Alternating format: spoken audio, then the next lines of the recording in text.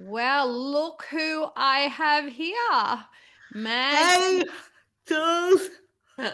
Hi. I'm well. Thank you for this lounge chat again.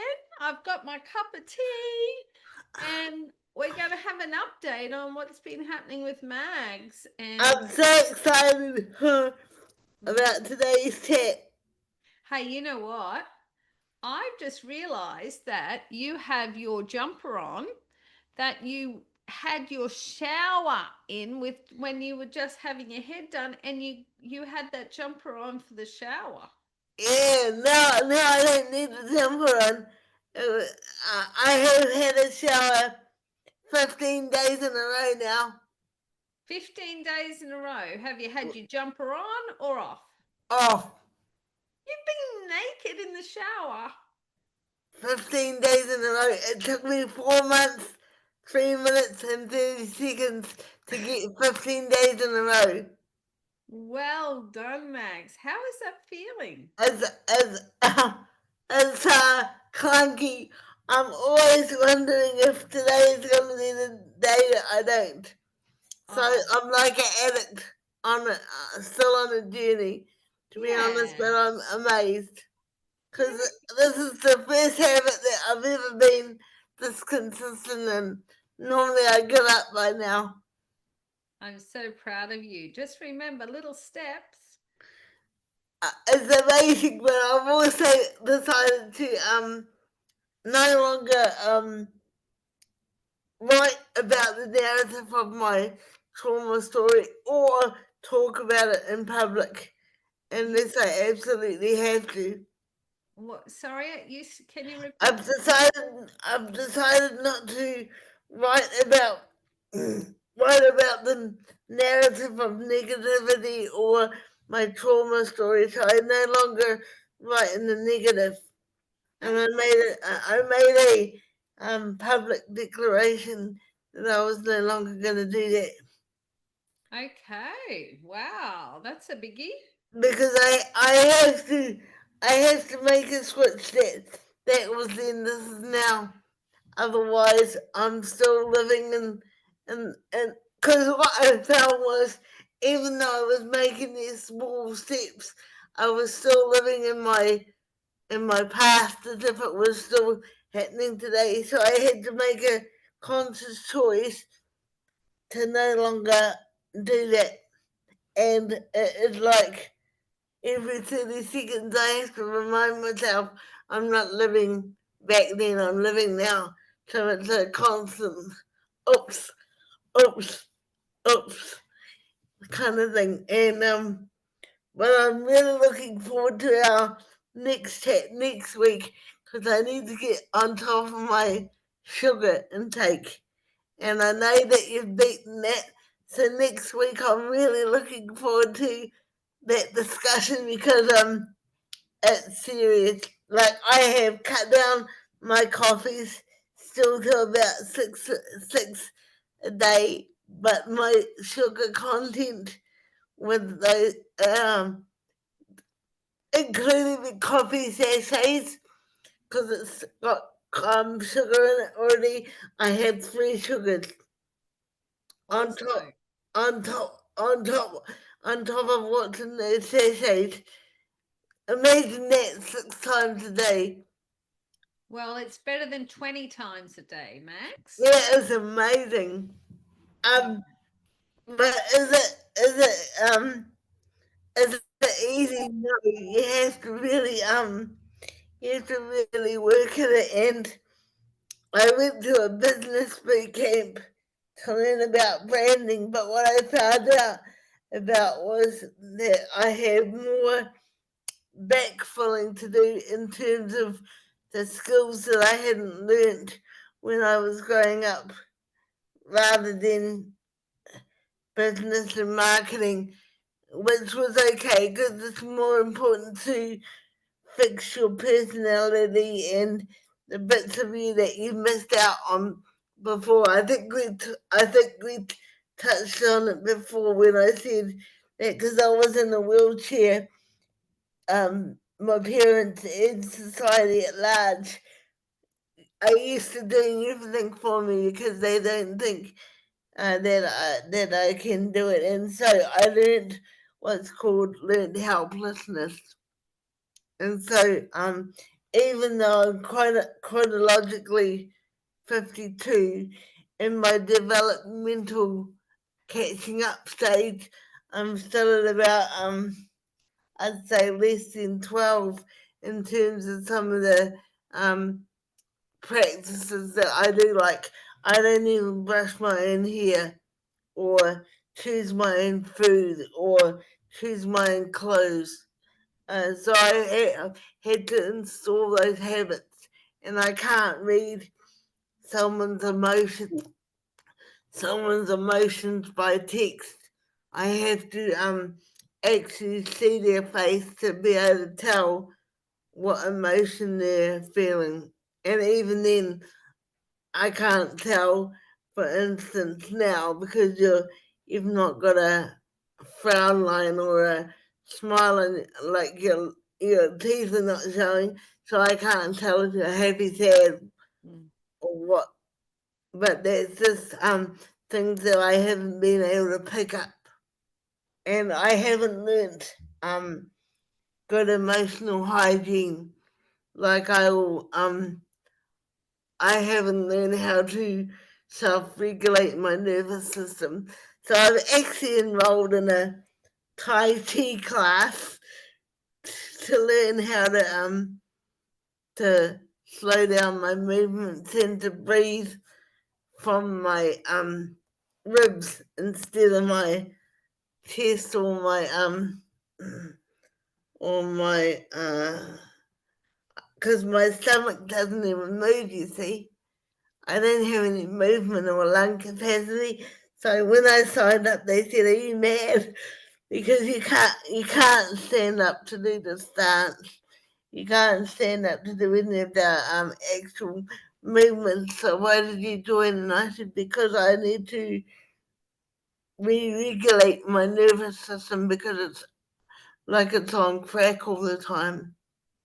Because it's always anticipating danger." But I wanted to also catch up with you and see if you had any biohacks or hacks that could help my clunkiness in terms of processing emotions and what comes up for me, because that's the biggest downfall with all this change.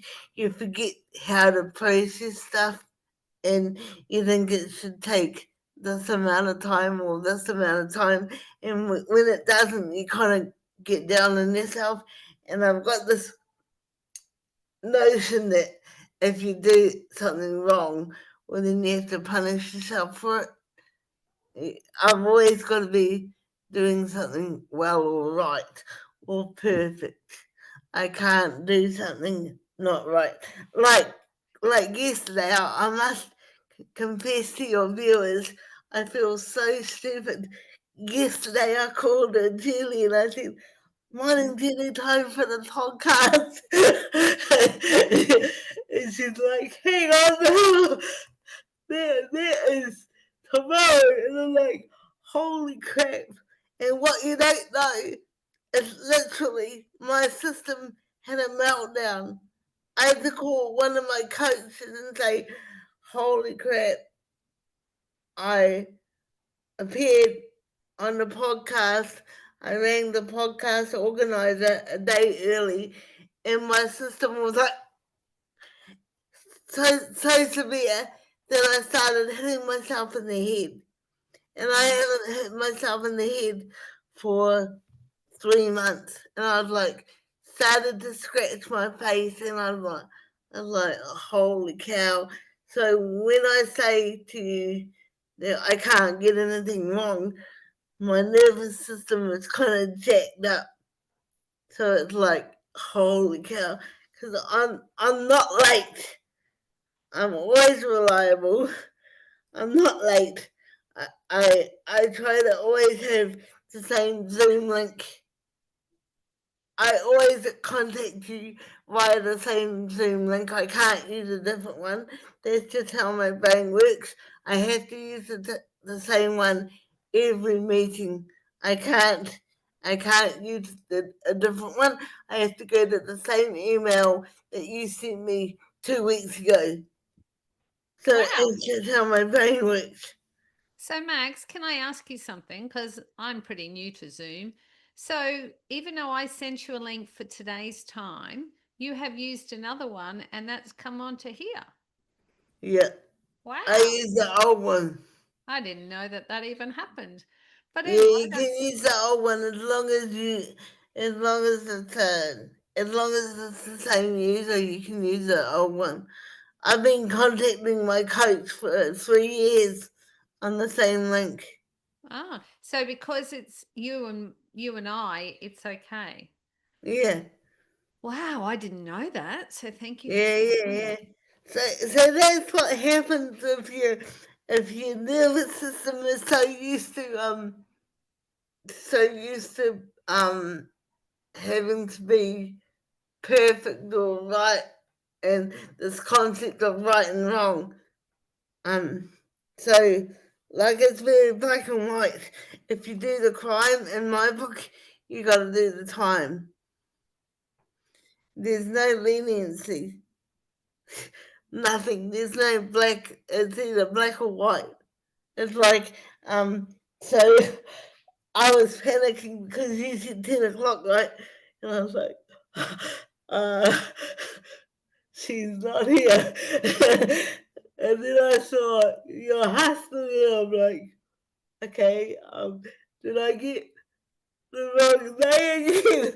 No, no, no, no. So I was panicking, like, if someone doesn't turn up dead on time, I'm like, why were you late?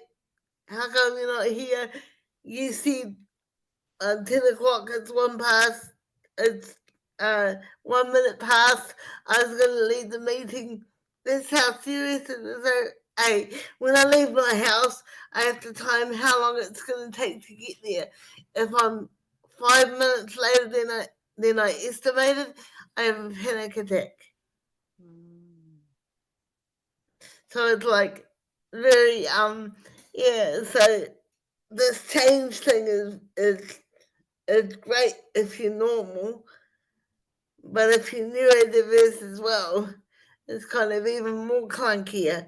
So I would appreciate it if your viewers also could chime in on how to not have this paradoxical kind of black and white kind of way of looking at change and processing emotions and having a regulated nervous system. It would be good to get the discussion going because we're all in this emotional quagmire soup together. This is a community, and I'd love to get different perspectives on this. And Well, because are you okay if I share now, Max? yeah, So, why my husband was on the screen, it's because my nervous system wasn't regulated and I was on the toilet. Because this morning I have been quite rushed and I actually haven't been regulating my nervous system as like I should. So, even though you see yourself as not normal, I see you as human and I'm human, and we are parallel with like working through a lot of stuff.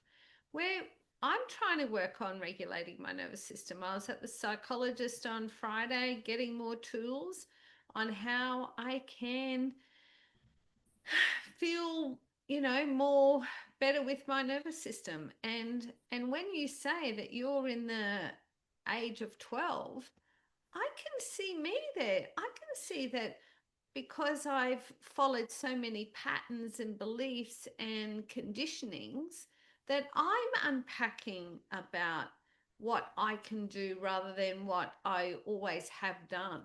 So even though you're in a wheelchair and you have CP, we are very much alike because you say about, what to wear and brush your hair and what to eat and things like that. I can see there's a lot of a lot of things that are the same, that I just have always eaten the same food, but I've been unpacking this for a long time.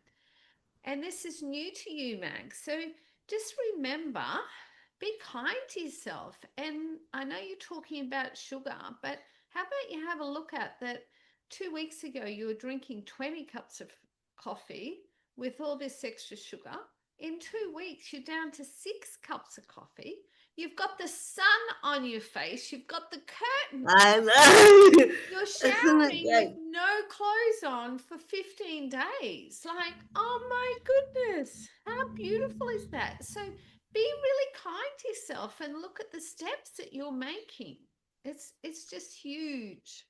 If I could give you a hug, I'd give you a hug. And I really also want to chat with you about how you feel about saying things like I went to the I went to the um psychiatrist. How do you feel about saying that out loud? Like it's embarrassing because I've been to one of those places for years. I used to go, and it's like there's a lot of stigma around even having a mental illness, right?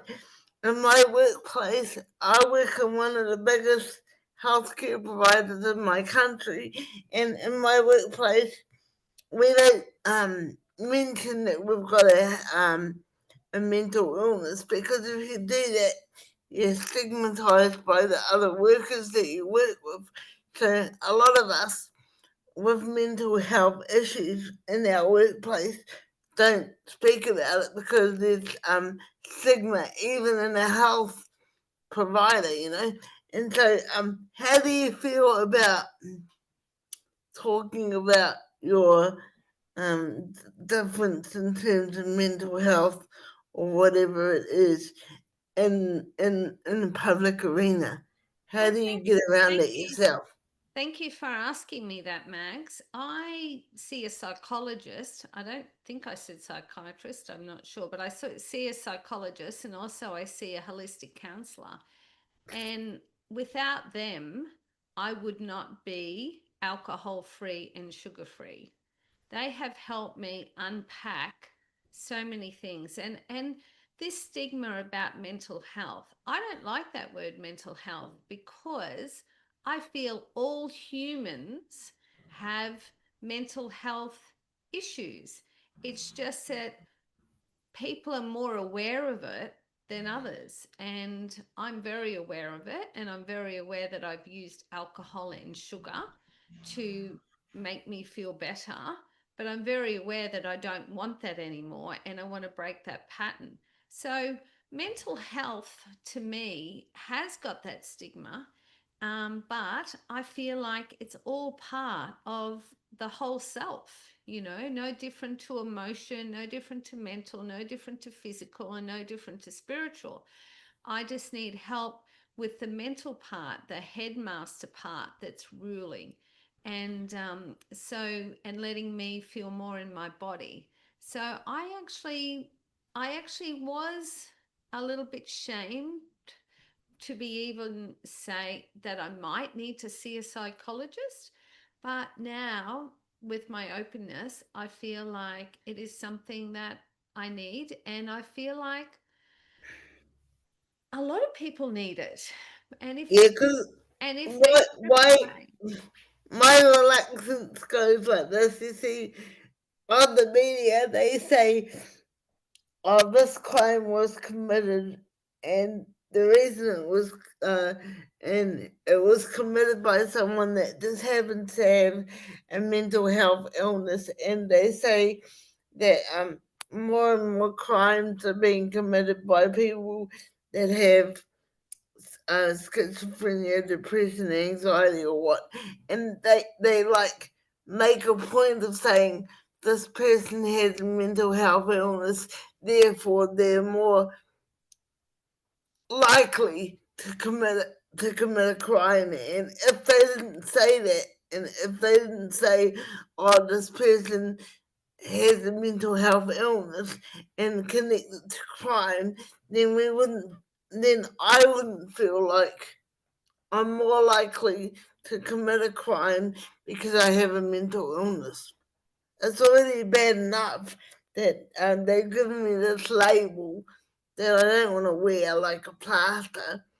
And now they've said, okay, because I have a mental illness, the statistics say not only would I possibly be more at risk of suicide, but I would be more at risk of committing a crime because my head is not right or because my heart is not right. Now you wouldn't say that statement to someone that had broken their arm and had gone to the doctor to get their arm put in plaster. So why do we glorify it on the news and say, oh, this person committed this crime because they had a mental illness? I think we have to stop doing that because it makes people feel, I feel, ashamed that they have this and that their mental illness is the reason that they committed a crime or that there's something wrong with having it. There's nothing wrong with having it. That's why I connected with you and said I wanted to talk about it because there's nothing wrong with me having to take a medication to regulate my biological system. Yeah. Do you mind me sharing again, Max? Yeah, not a problem, mate. Yeah. I don't actually watch the news anymore because I feel that a lot of people are very much about the physical and they're not actually like seeing the whole picture. So just like a pie pieces, you know. So the shame with the mental that I have worked through, I don't actually see it as a bad thing that I'm recognizing the headmaster self because it is true, you know. And when you actually hear and read a lot, I'm not the only one that actually has this headmaster self telling me to do things, you know. It is normal in a human being, but it's everyone has to process it the way they process it. And for me, I just, when I come to understand that there's more parts of me than my head, then that's when the gap widened of me not understanding the news because they're not actually talking about the whole picture. They're just talking about the physical piece of pie. When I talk about the physical, the mental, the emotional, the spiritual. So, so that's why I say that I feel very much round and society is very much square because of their way of thinking. And as I've openly started sharing about my roundness, it's just brought to my attention that there are so many round people who actually have those pieces of pie and they actually can relate to all of them rather than being all the mental part.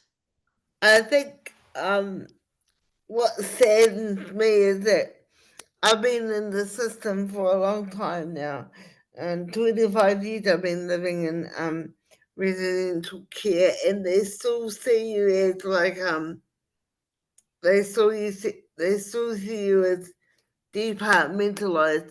So they'll give you an appointment for your wheelchair. They'll give you an appointment for your for your medication. They'll give you an appointment for this and that.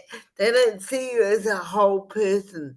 They see you as um okay, this and this and this and this. They don't look at you from a holistic point of view. They look at me from a label. I have spastic cerebral palsy, hemiplegia, quadriplegia, and that's how they see me. They see me as a diagnosis. They don't see me as a woman. They don't see me as a entrepreneur and a coach. They don't see me as a recovering overeater. They don't see me as someone that likes WWE. They don't see me as someone that likes sport on the weekends. and they don't see me as someone that likes to go to the beach. They see me as how much has she decreased this? How much has she increased? How much has she increased this habit? How much has she taken away this one? Is her condition declining or is it improving? And they don't look at it from how can we make her uh, or help her achieve her best life.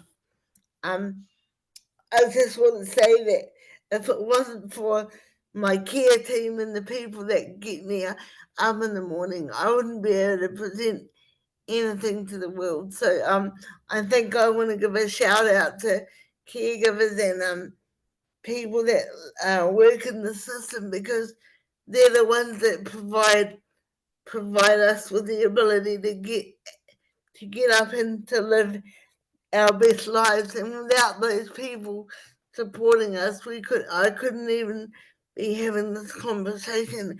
And I think it's about time that the government and society at large actually acknowledge what they do, particularly since COVID.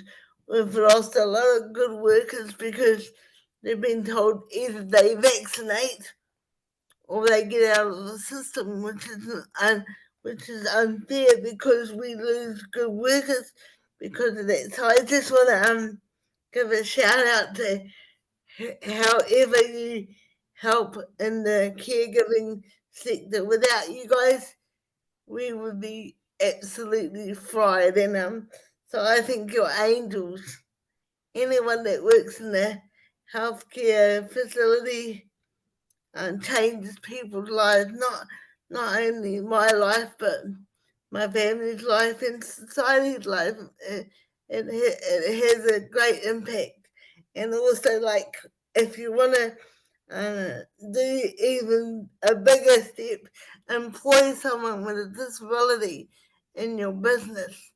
Employ someone because just because our legs doesn't work, our brain does, and we can add millions of dollars to your revenue because some of us are smarter, some of us are got degrees, and some of us can bring some real strong market positioning to your business.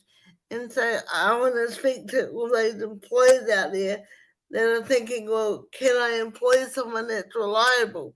I tell you, someone with a disability will turn up every day on time because they want to be part of a community.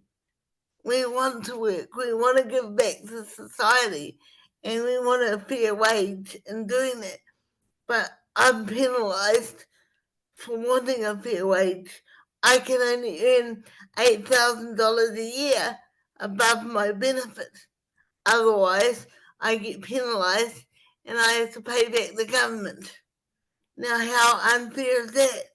I earned $27,000 a year doing my job last year in healthcare, and I got penalised for that. And yet they say to us, get out there and try and earn a living so you can give back to society instead of being a drain on society. But as soon as we get out there and use our own initiative and find our own opportunities, I'm not looking for a handout, people. And Julie's not looking for a handout. We're looking for a hand up.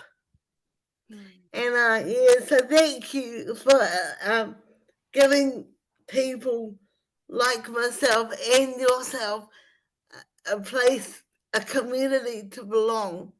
You know, a place where we can be real and raw and just have a cover on the couch on a Tuesday or Yeah. Wednesday, Yeah, whatever day, exactly. because if we don't have this, people people are lonely. Loneliness is the biggest um epidemic. You know, I was talking to someone online the other day who said, "You are the only person that's commented on my Facebook in 2 years." And I Wow. haven't had a conversation with anyone because they've got no family that come to visit them at the rest home. they got no friends, they got no one that checks up on them anymore, and they cried. They said, "Thank you for answering my Facebook comment and interacting with me." So you don't know how much of an impact you can make just by commenting on someone's post.